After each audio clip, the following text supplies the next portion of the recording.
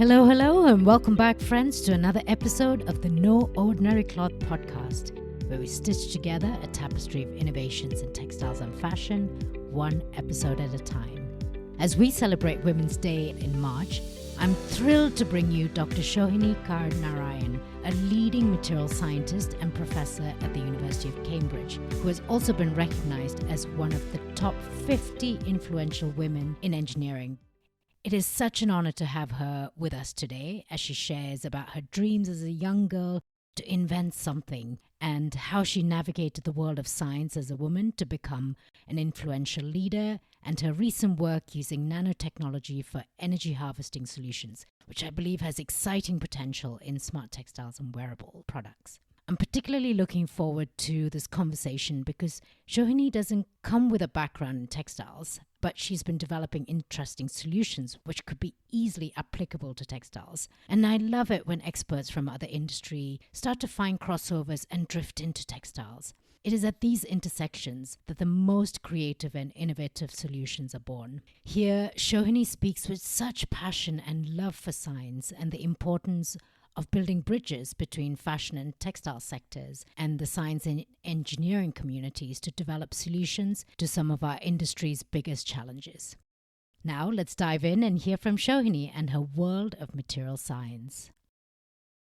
Hi, Sohini. It is such a privilege and pleasure to have you today with us on the No Ordinary Cloth podcast.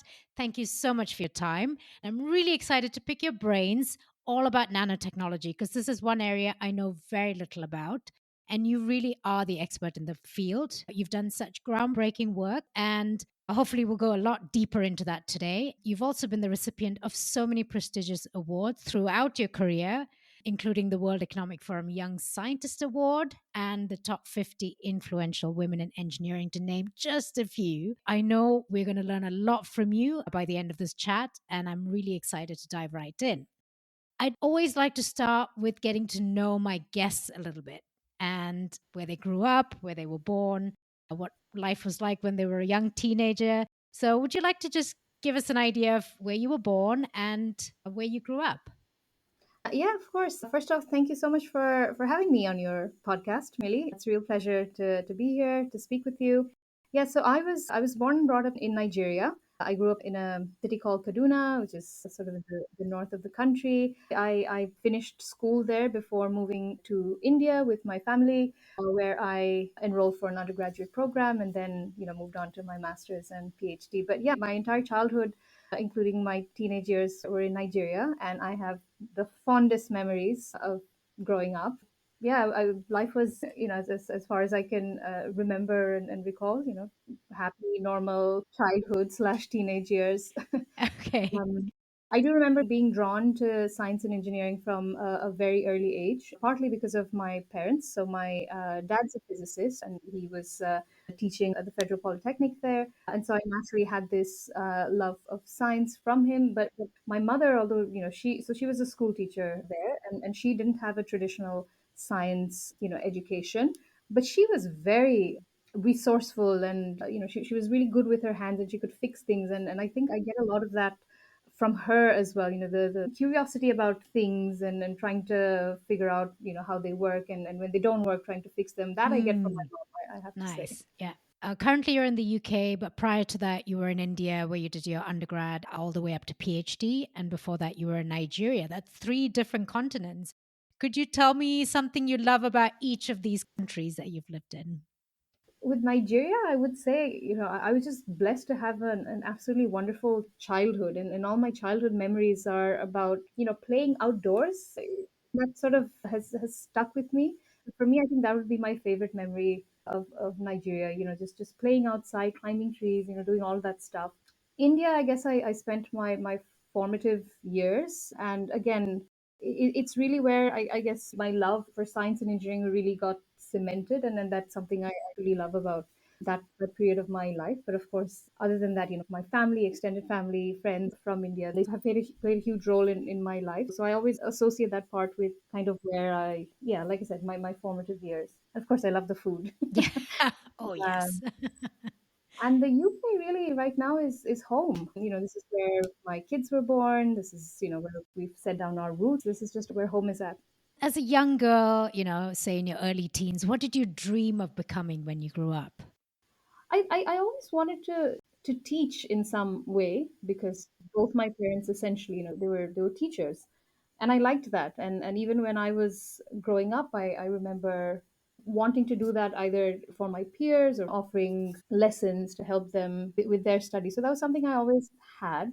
But at the same time, I knew I always wanted to invent something, I think, or invent and discover or make something that would help the world in some way, I guess. So I think in a way, my current profession allows me to do both of those things, which is great. And today you are an accomplished and globally recognized material scientist who have invented things, which we'll talk more about. Tell us a bit about that journey. How did you get interested in material science specifically as a career path?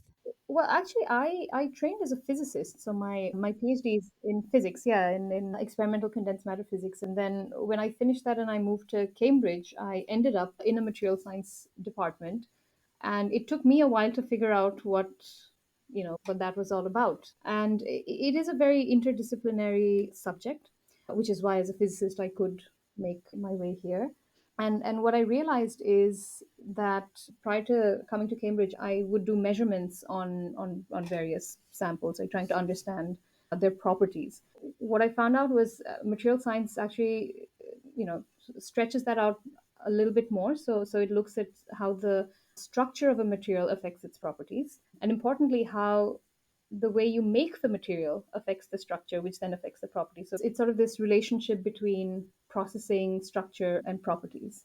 So before I moved to Cambridge, I never really made anything. Like I said, I did measurements on samples that were provided to me by collaborators or colleagues. And now, I find myself actually making things, because when you start to make things, you can just, like I said, like by changing the way you make them, you can alter the structure of these materials and then therefore change their properties or control their properties or tune their properties, which is also kind of where nanoscience and nanotechnology features, because we're talking about working with materials at a very small length scale. So we're downsizing to an extent where it actually becomes almost easier to control the structure of Hmm. material on that small scale. And that's where you sort of start to see these interesting physical properties emerge, which you would not normally see in bulk. So that's sort of where my fascination for material science really came about, the fact that we could actually alter or control properties at that length scale. Nice. So within material science, you narrowed down on nanomaterials. How do you explain nanotechnology in layman's term? Yeah, so nanotechnology, I mean, it deals with the science of the very, very small. So we're talking about materials at the nanometer scale. So this is, like a million times smaller than the breadth of a hair, say, on that scale. So the reason we work at these levels is because it's easier for us to manipulate atoms at that length scale, because one, we're just working with fewer atoms, but also at that length scale, materials which, again in the bulk have certain properties, their properties start to change completely, and then you can start to see more interesting or exotic properties that start to present themselves at the scale. And that's kind of where nanotechnology is at. You're trying to exploit these effects in materials at that length scale. So from a material science point of view, this is a great system, because it means, we have somewhat greater control over how we process these materials, how we make them, which has a direct effect on the structures that we see, which then affects the properties. And that's sort of the angle that we're coming from. Your work has been about developing nanomaterials for energy harvesting and for self powered sensing technology, right? Could you explain this particular technology and what some of the real world applications are for them that you've been working with? So the way to think about energy harvesting is you're basically trying to scavenge energy that is in the environment that is otherwise going to waste. You're basically trying to capture this and convert it into usable electricity. And if you think of what are the energy sources in the environment, you can think of, there's the sun, of course, there's light, and then of course the sun is an abundant source of energy, but for a lot of applications it may not be the most convenient or accessible. So in my lab, we've been focusing more on ambient mechanical vibrations, because, as I say, you're never too far from something that's moving or vibrating, and that includes ourselves. Our bodies, we're constantly in motion. And so the idea is to come up with ways, with technologies that allow us to harvest energy from these ambient mechanical vibrations and convert that into usable electricity that can then go on to power sensors, which may be embedded or implanted within the environment such that they can sort of run off the energy in the environment that they operate. So there are materials that are capable of converting mechanical to electrical energy. But of course, we also want these to sort of seamlessly merge into the environment that they're operating, often to power sensors that are really small. So again, that's where the length scale comes in, and that's why we work with nanomaterials, because one is we want to enhance the energy harvesting properties of these materials, and we are able to do so when we work at the nanoscale. One of the reasons is because we can reduce things like defects or disorder in the system, which often hampers the material's ability to harvest energy. So that's the reason we work at that scale, but also because we want to make smaller devices in general. So the technologies that we are currently developing involve materials which are called piezoelectric materials, which naturally have the ability to convert mechanical to electrical energy. But we also work with materials that exhibit what's known as triboelectricity. So these are essentially, if you think of pairs of materials which you bring into contact, you rub them, there's some friction between them, and there's some charge that is transferred between them. So we know of this. We're all probably aware of static. When you get a shock when go to open a door handle, for instance. So it is that effect. And essentially, what we're trying to do is, because it's a surface effect, so the greater the surface area that is partaking in this exchange in charge, the more the charge that can be generated. So by nanostructuring surfaces, so by introducing features at the nanoscale, you can greatly enhance the surface area, which helps. But then also by introducing nanostructure to certain classes of material, you improve their surface charge properties, which again allows you to extract a greater amount of electricity through this effect. How much energy can be harvested in this way? Is it really to a point that is usable? So this is a very good question. It depends very much on the environment that you're in. If you are in an environment where there's a lot of heavy machinery, there's a large source of mechanical energy, then you may be able to extract a significant portion of that. Whereas if you think of the human body, yes, we are generating quite a lot of mechanical energy, but then how much of that is actually, well, first of all, harvestable and then usable depends very much on the actual action. So imagine jogging versus just sitting at your, yeah. So it depends. The amount of energy that's available depends very much on the environment. But I will say this, that these are low level vibrations, so we're not talking huge amounts of energy. We're typically talking a few milliwatts per centimeter cube in the environment, of which you would harvest a small percentage, and that's due to the natural inefficiencies that present themselves in these types of energy harvesters. But having said that, even though these are low level ambient vibrations, the sensors that we're trying to power, so we're not trying to, harvest energy to light up an entire city, where we're really trying to power sensors, which are typically low power sensors, and they can run off less than a milliwatt of power, often microwatts. So there's quite a lot of work on developing low power sensors as well, which require much lower amounts of energy, which, because of where technology stands at the moment, is feasibly obtainable from the environment. And the reason this is important is because typically these sensors would otherwise run off traditional power sources like, say, batteries, but then we know that batteries need to be replaced or recharged, which could be an issue, especially if you're deploying large numbers of sensors in these kind of wireless sensor networks, so this sort of Internet of Things kind of scenario. And so if these sensors are able to be self-powered using Hmm. the energy available in the environment, then that would really be helpful, which is kind of what we're aiming for. And one of the areas where this harvested energy would be really suitable for is wearable technology and smart textiles. So, how did you sort of consider textiles as a carrier for these nanomaterials? There is a lot of interest in wearable electronics, be it for healthcare monitoring or personalized medicine. And what would make a person want to wear these devices, I think, is if they're comfortable, if they're convenient. Having to wear like a battery pack may not be everyone's cup of tea, and so this is kind of where I got interested in this idea of, okay, well, you have all these fantastic wearable devices, all these fantastic wearable sensors, but could there be a way in which we could integrate this into textiles, into clothes, which everyone has to wear, whereby the clothes themselves can be a source of energy for these sensors? So that's kind of where the idea came about, and that's why we started looking into what we call them smart triboelectric yarns. So these are essentially fabrics which are designed to be able to harvest energy from body movement as the wearer is basically wearing these garments, and convert that into electricity that can be used to then power a sensor, which is probably also embedded within the garment itself. Fascinating. This is the stuff that gets me going. And you mentioned it was a yarn. How are these nanomaterials applied to the yarn, or are you sort of manipulating the yarn structures itself? So the yarn itself has a couple of parts. The core of the yarn has to be conducting because we need to be able to collect the charge we are generating, and of course, have a way of connecting to some external circuit. So the core itself is a flexible conducting material. We typically use carbon nanotube fibers, which at the moment these are commercially available. And what we do is we spin our or electrospin our materials onto them in a fibrous form, and we do this under very controlled conditions, one to get sort of the correct phase and crystallinity of the material, which again is important for energy harvesting performance. But also having this kind of fibrous structure means that we have a greater surface area over which you can have electric charge being developed once it's brought in contact with another material. And so the idea is to interweave pairs of these triboelectric yarns such that with normal body movement Hmm. there's friction between these yarns, which can produce charge, which can then be collected by the inner conducting core. Oh, that's fascinating.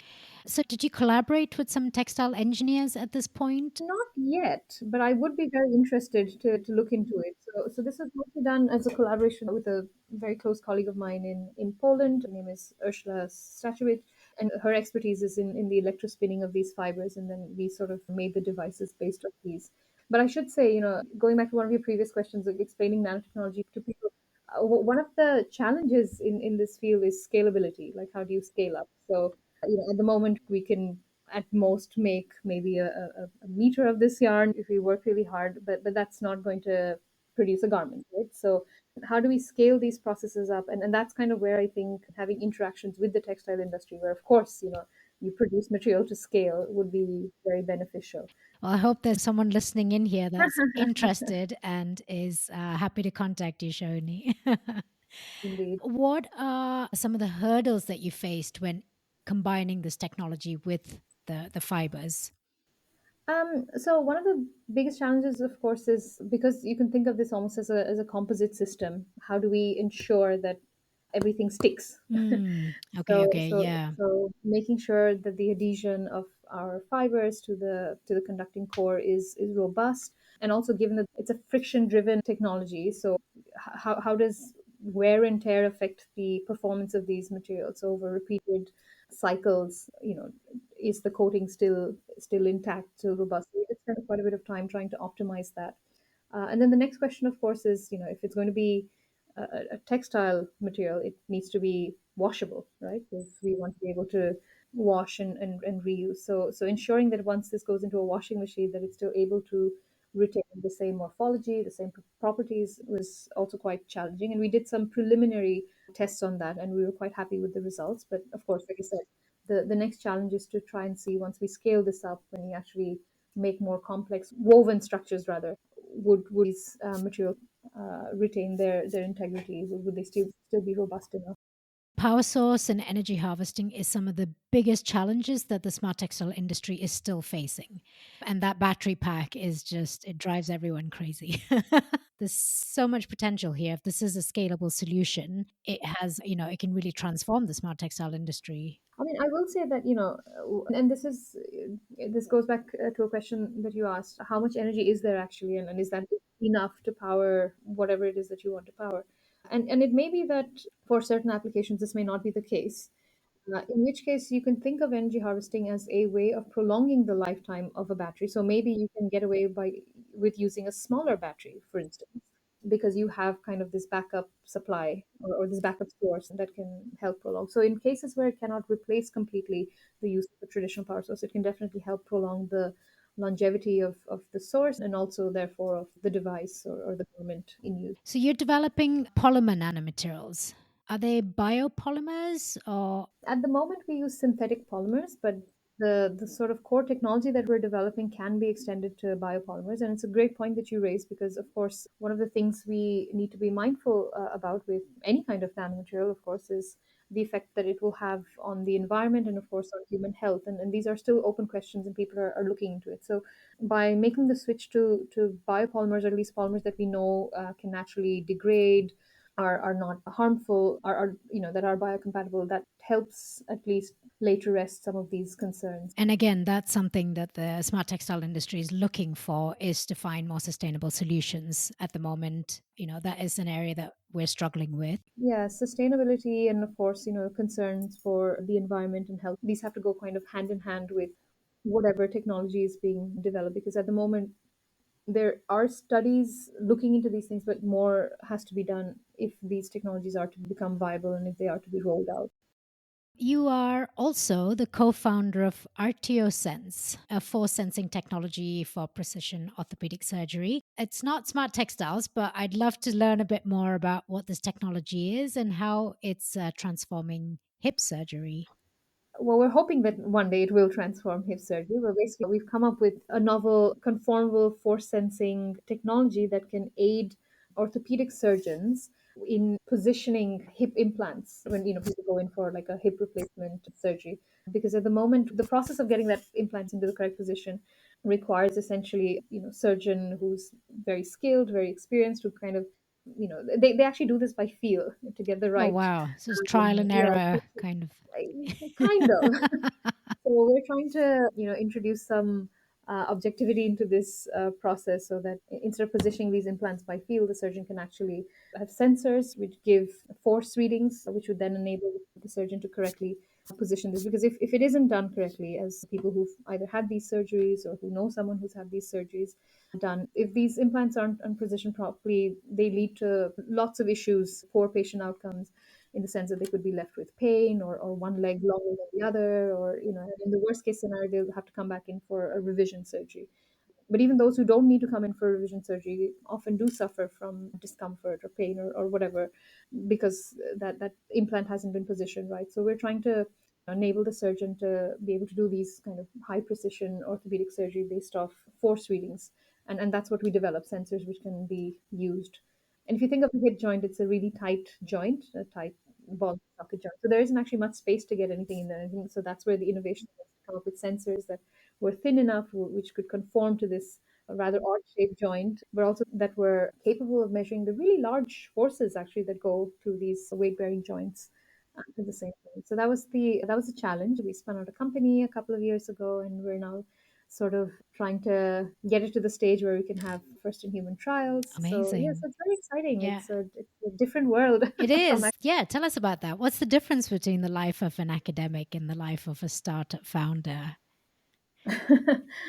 well, in both cases, there's a lot of hustling, I have to say. I think the language is very different. The way we discuss things, or we talk about things in academia is very different from when you're trying to commercialize a product, and when you're talking to patent attorneys or investors, or other stakeholders. And I think that's something which I at least didn't initially feel like I was trained to do, and then I felt like a lot of those first few months, and actually even currently, I feel like I'm still learning that language, but I'm beginning to see it, and the goals are kind of different. In academia, I think it's a little bit more curiosity driven, and that's one of the beauties of being in academia. You can kind of you can decide to look at something just because you're really interested in it, and you can take a deep dive, and that's the goal. Whereas, of course, when you're commercializing, you have to be a lot more focused. It's very exciting to think that something that we work so hard on in the lab might actually make it out into the real world, and might actually help improve people's lives in Yeah, some way. I'm sure it will absolutely transform hip surgery. I really believe that. In 2023, you received the Royal Society of Chemistry Peter Day Prize. It's given to Yes. those in their mid career. When you look back on the last 20 odd years, what's something that you're really proud of? Yeah, the thing that makes me most proud is actually the people that I have trained, or that have gone through my lab and gone on Mm, to great things that, some of them have set up their own labs, their own research groups. When I see that, that makes me really proud. I mean, yes, I mean, we've done lots of great science, and we have lots of, really important scientific and technological accomplishments and achievements and all of that. But to me, the thing that makes me the most proud are really the people that I work with. And it, like I said, this really is what keeps me going. My research group, past, current, and of course, people who will come later. But just seeing them sort of, thrive, get trained, go out there, do their own thing, that's very, very rewarding, I have to say. That's the teacher in you, isn't it? What are maybe three key reflections you've had from the last 20 years of your career? The main one is, if you have the passion for something and you have the opportunity to pursue that passion, then go for it. Like, just throw yourself at it, go for it. As long as it brings you joy and you feel like it's worth pursuing, do it. And there will be obstacles and challenges along the way, but if you truly believe in it and if it makes you happy, just do it. I think that's my first takeaway.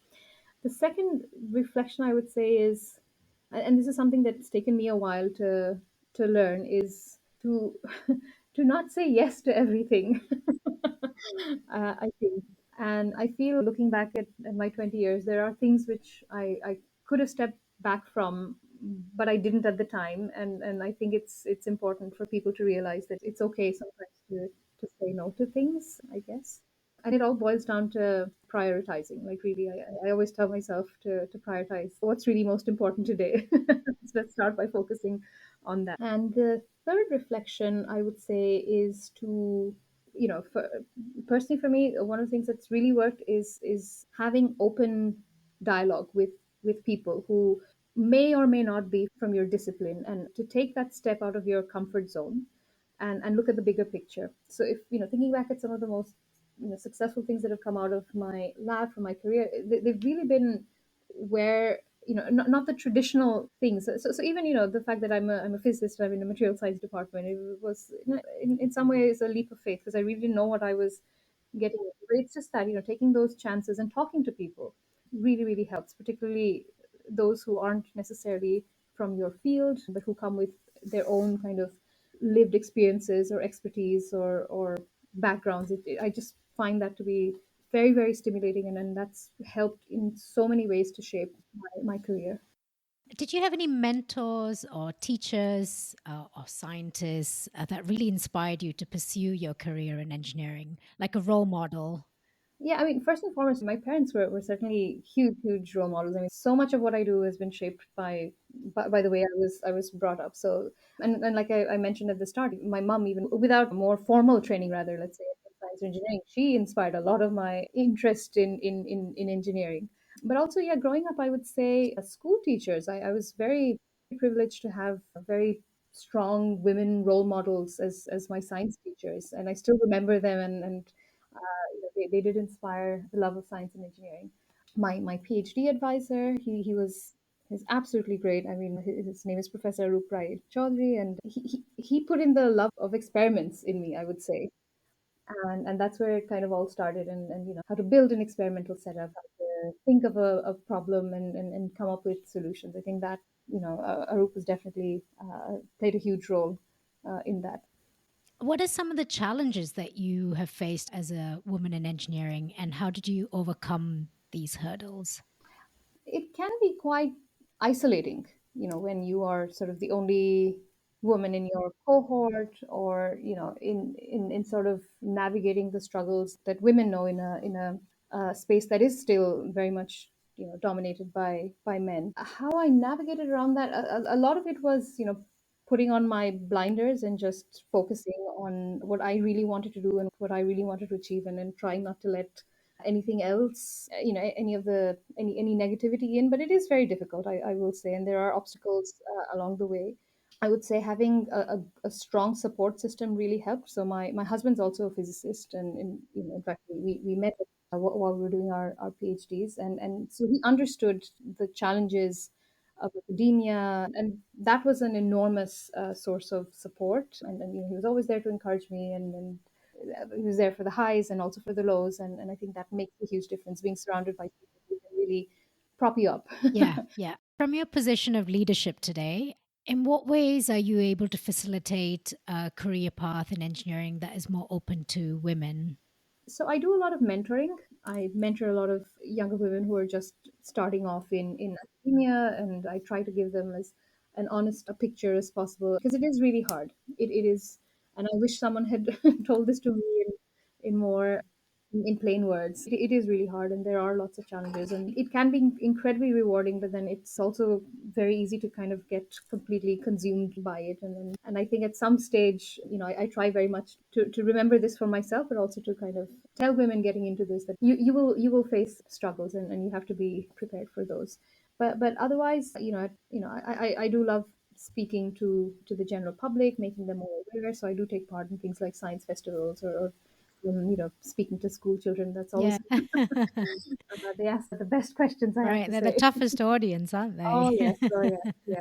Just to kind of also show them what a scientist, what an engineer can look like, because it's important to have role models to be able to see yourself in someone. So I think trying to enhance the visibility of women in science and engineering is important, and that's something that I try to get involved in. But it's not just aimed at the women; it's also aimed at the men, because it's not just up to women to change the culture, and so I want to see, well, my hope is for a world where, it doesn't matter who you are, what you are. If you feel like you want to do some good science, then you should you should have every opportunity to do so. I found that quite a few young girls that I've spoken to, they don't quite see the connection between what they're learning in class in science and the real world. They're like, oh, this is science, but things I'm interested in my real world, this is not really relevant. How do we kind of change that perception of science and inspire young people to engage and explore this Yeah, fascinating that's subject? That's a great question, Millie. And I think this is kind of where, having great teachers who can inspire that feeling is important. And again, thinking back to my school science teachers, I mean, that's where it all started. And also with my parents. So it's those early, people who can influence your thoughts. That's where it really matters. And I see this now with my kids, when they get excited about science, or there's a particular teacher that I can see that who's really inspiring the way they think, I always make it a point to go up and say thank you so much. It means so much. But as parents, and again, my husband Vijay and I were both scientists, so I guess we can't help ourselves. But it becomes part of like dinner table conversations, and it's part of the conversation, and just showing them that no, look, what you're learning in school actually has real life implications. So more generally, I think there's a lot of great science communicators out there who are doing a great job at trying to, again, bridge that divide. So yeah, exposing young people to that kind of content is immensely helpful. This is a textiles podcast. So, one of the questions I'd really like to ask all my guests is there some garments or a piece of fabric that holds a really personal memory for you, or it sort of evokes memories? Yeah, I think a lot of my kids, like baby clothes, the first onesie they wore, their first little hat or whatever, those things I still have and I cherish. And obviously, there are very strong memories attached to that. But I actually have, like, certain items of clothing from when I was a kid or when I was a teenager, and now surprisingly, I've actually preserved these, which I've handed over to my daughter, who's now at that age. And so when I see her wearing some of these, that's like, wow. Yeah. So yeah, so some of some of my childhood clothes, obviously, and also, but the baby clothes, I guess. Oh, that's so precious. That's beautiful. In 2021, you were recognized as one of the top 50 influential women in engineering. And that's an incredible honor, Sohini. Congratulations on that. How did you feel about this when you first heard the news? Oh, I was honored, and I was very excited to hear this news. Also, because I don't come from a traditional engineering background. Like I said, my undergraduate degree, my master's, PhD, everything was in physics. So to have an award like from an engineering body was something special. But it also sort of reinforced for me kind of the research direction that I've chosen to take, and that is actually combining elements of device physics and materials engineering, come up with real world applications. So to be recognized for sort of the engineering aspect of that was really, really special. I know I've asked you a lot of questions, but was there a question that you wish I'd asked and I didn't? Was there anything that you wanted to share? I always say this to people, when I speak, especially to early career people, just to remember that it can be harder than it looks, because often when you only hear of people's successes, right? Like when they, like you said, like when you win the award or the big grant or the big papers or whatnot. But actually, for every one of those, I can tell you 10 things that didn't work. And I think it's important for people to know that, because quite often I think we present a vision of ourselves which is the best. But just to know that there are real struggles behind them, and often people don't touch upon those because that's just human nature, I suppose. But I try to make it a point to tell people without sounding too cynical that it's a lot of blood, sweat, and tears. But yeah, remember to prioritize. I love that Remember. takeaway. Thank you so much, Shoni. It's such a brilliant conversation. I mean, I can just, sadly, the people listening in won't get to see a video, but I can really see your passion for science and engineering when you talk about it. You really do light up. And there's so much energy that comes out of you when you speak about it. And I can see how passionate you are, not just for the work you do, but also empowering and enabling others around you to do the same. So, wonderfully inspiring conversation, Shohini. Thank you so much for your time. Thanks a ton, Millie. Thank you so much. It was really enjoyable. Thank you. Such an inspiring journey, and I learned so much from Shohini. She really brought alive her passion for science and using science in our everyday lives to make a difference. It's made me want to dig deeper into nanotechnology and its potential in textiles. I know this episode was a little less about textiles and more about the world of science, but I believe it is so important for us to be curious, to learn, and be more engaged in fields that seem outside of our comfort zone of textiles and fashion. One of my hopes with this podcast is to really inspire more of us in the textile community to reach out and open doors and collaborate with scientists. Shohini has a really interesting solution here for smart textiles, which addresses an important challenge that we face in the industry, which is powering up smart fabrics. But to really build this solution, we need people with textile expertise to also be part of this development and conversation. And I believe Shohini's work opens up an invitation for those in the textile industry to meet with her at the intersection, to collaborate, and to take these solutions forward together. There's an explosion of creativity that happens when people from different industries come together. I would love to encourage you to reach out to someone from another field. I mean, if you're an engineer, reach out to an artist or a fashion designer. If you're a textile maker, reach out to a biochemist or a software engineer. Don't be afraid. Start a dialogue and see where the conversations take you. You'll be surprised. I completely resonate with Shohini's advice on learning to say no. I have a feeling many of you can relate to this as well. We often feel like we have to take on everything and deliver at 150%. But looking back, I wish I'd learned this simple lesson when I was much younger. Learning to prioritize and knowing what is really valuable to spend your time on is such an important skill and mindset to have. The fashion and textile industry is one that can be proud of the large numbers of women employed in our sector. I know there are several challenges to overcome for women to truly thrive in this industry, but young girls know that this is an industry where they can find many opportunities. Unlike this, Shohini works in a field where there were and still are far fewer women.